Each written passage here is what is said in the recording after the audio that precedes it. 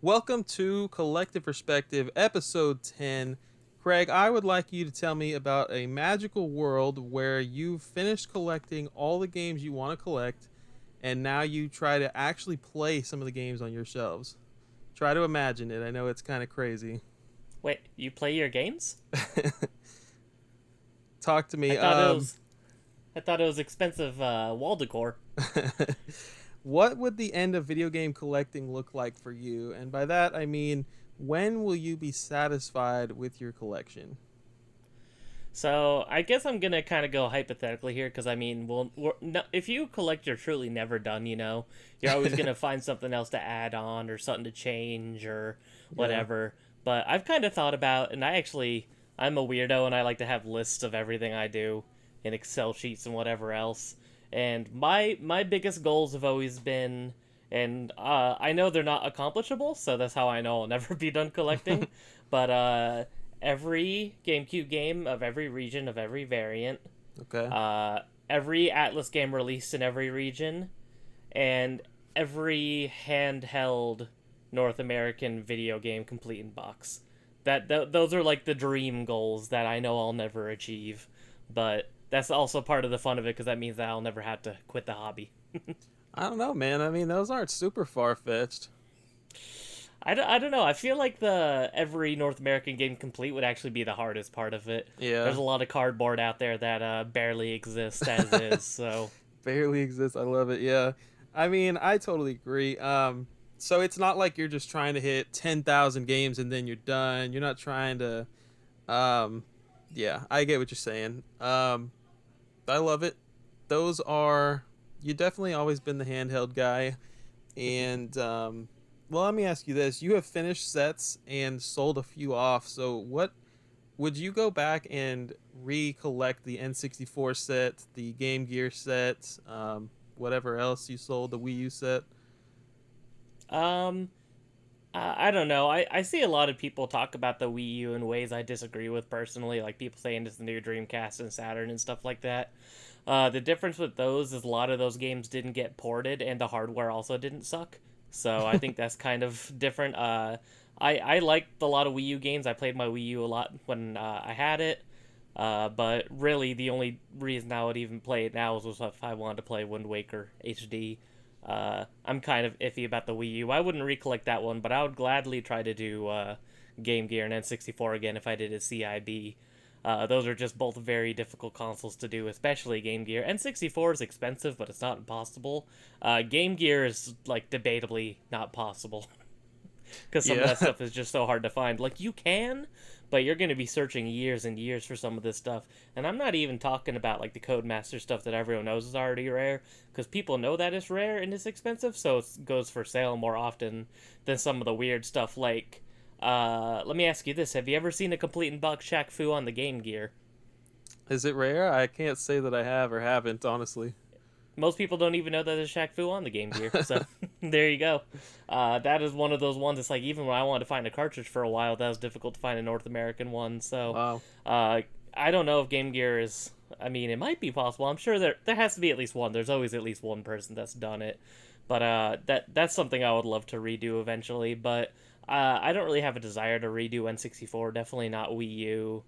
But like completing PSP, Vita, Game Boy Advance, Game Boy, stuff like that, I would love to do eventually. So, but those are like lifelong goals, you know. Absolutely.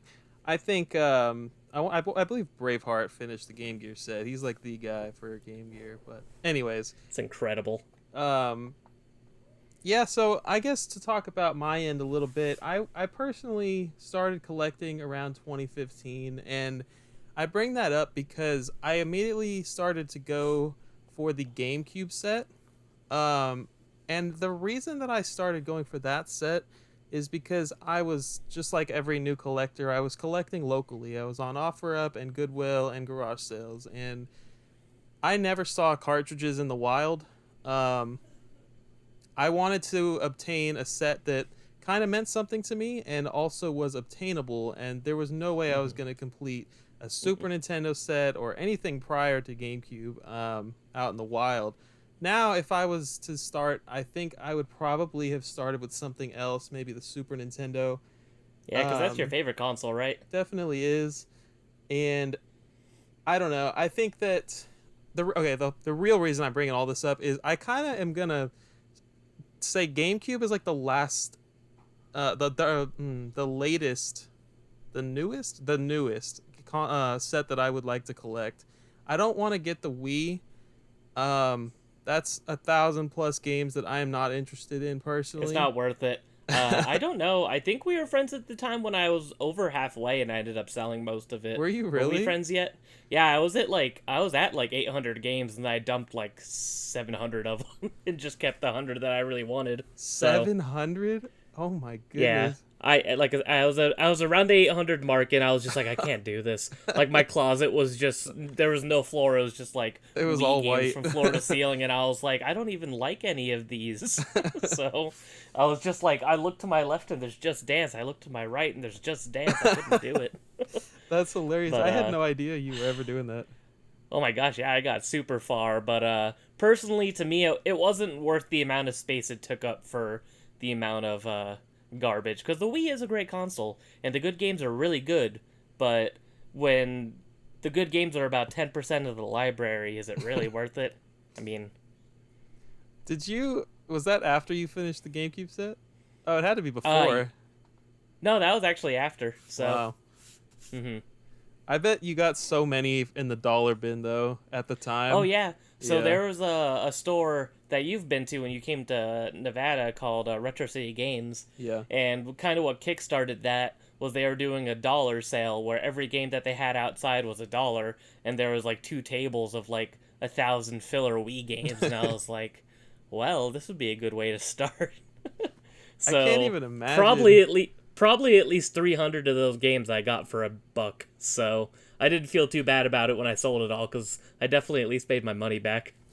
The idea of dollar games is so far-fetched now in 2022, even trash games. No, I know. Because even then, I love Retro. I still go there all the time. They do not do dollar sale anymore. The best you get is 2 for $5, so which is still good, but Well, okay, I definitely want to complete the GameCube set. I'm really far into that, but after that, I haven't decided what's next for me. But in the end, I'm kind of on this path to just collect a lot of sets. I right now that my opinion could totally change, but I want to collect every set from NES to GameCube, the Game Boy through the Game Boy Advance, and kind of stop there. I think obviously I have Wii, PS2, lots of Xbox, and all kinds of Sony and Sega stuff. That you know what that brings up another point. I would love to have a Genesis set someday, but that's a is fun one. another like what 5, 6, 700 games. Yeah, I think it's around the 700 mark. So The point of this topic is to say that we are not anywhere Ever near gonna our stop? goals. Yeah, probably the not grind don't stopping. stop.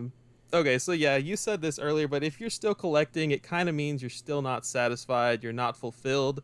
I actually wrote that point down. You took it right out of my notes. um, I was going to ask you what sets you would like to finish before you are done collecting. I think you answered that already. Yeah, for the Um, most part. Like I said, DS, PSP, Vita, Game Boy Advance, like basically all the North American ones.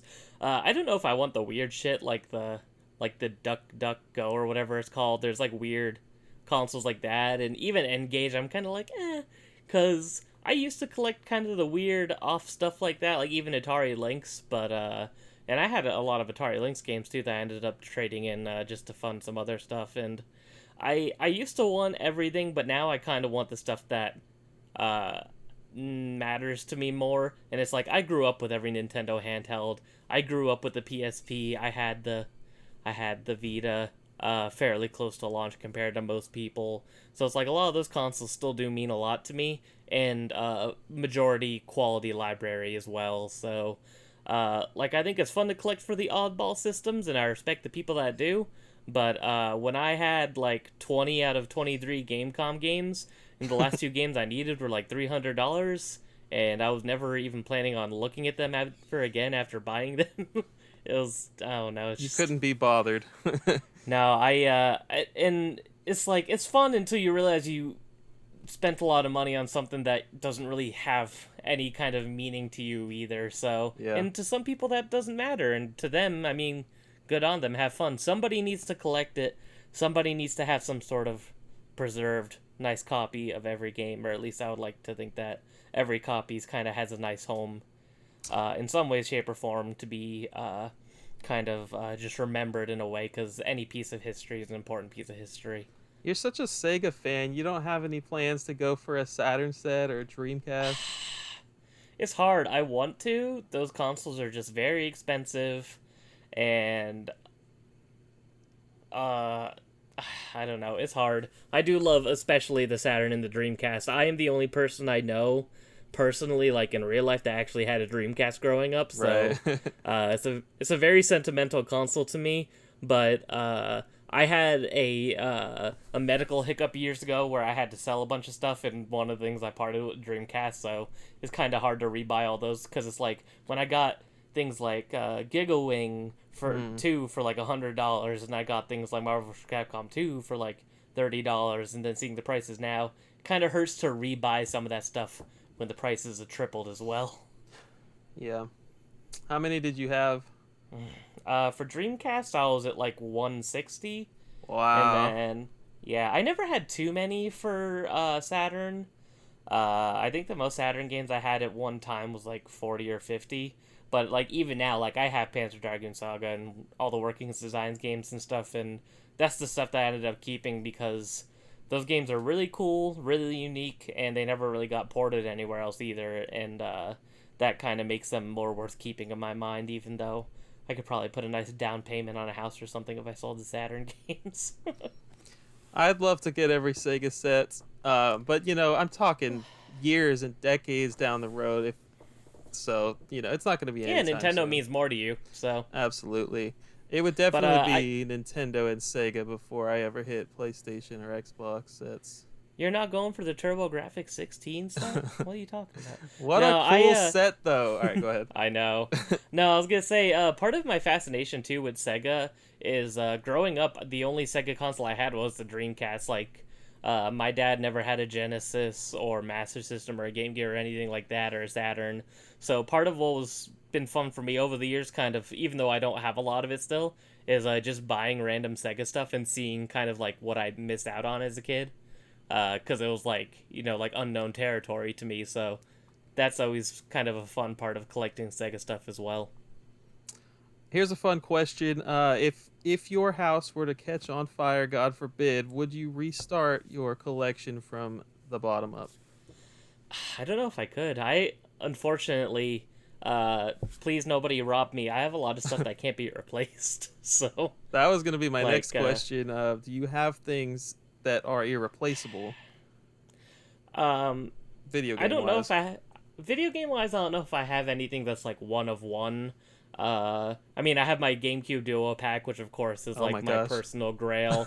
uh, I grew up on Monkey Ball and Sonic, so it's like even besides like the rarity of it, it just means a lot to me because I love those games. I have a Gravity Rush review copy with a slipcover that I've never seen anyone else ever have. Oh, So there's certain things like that where I'm like, it's really cool, and I don't know if I'd ever find it again. So that'd be super heartbreaking. But I think a majority of it could be replaced. It would just cost a lot of money, especially like the weird GameCube variants that people don't know about. Like I have a weird Ed, Ed and Ed DVD variant that I don't even think anyone is really aware of. Like I have a lot of weird stuff like that that I've just gotten lucky with. So yeah, stuff like that would absolutely. be really hard to replace. I don't know if I could do it either. That's a really tough question to answer. Start over from scratch. I think that I would probably not go for sets after something like that happened, especially if I Nah, had multiple sets. I don't know. That's so much money down the drain, I feel like. all that hard work gone. Yeah, Yeah. that's why you insure your collections, kids. Yeah, that seems to be getting more and more popular, especially with like graded games and investors coming into the market. It's probably Oh going to yeah. be a more widely acceptable thing at insurance companies. Oh yeah. I know people that have $1 million worth of games in their house because of all the graded games they have. So Yeah. it's definitely worth it, especially if you're in that camp of people where you have these disgustingly high valued games sitting in your house. especially since the market on them can fluctuate at any time. Yeah. Well, we are very young to the hobby ourselves. True. think I'm on like 7 years, and you're probably around 10. Trying to think. I actually started probably around 2015 as well, Oh, so okay. we're pretty close because I didn't really start collecting too much till I moved to Nevada. About a year after that, I bought Path of Radiance on GameCube, and I spent a lot of money.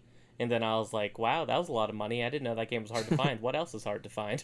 So We're very young to the hobby. We have a long way to go. I don't even know why we're talking about the end of collecting, because it's yeah, not what do we happening know? anytime You gotta soon. get goons like Mr. CIB and stuff in here. I Yeah. see you in the comments. All right, guys. Make sure to join the Discord. Drop a comment. Give us some topics. What do you want to hear us talk about? But emphasis on the join the Discord, because it's getting a little lonely in there. Come hang out. Ah, it's not lonely. We're having fun.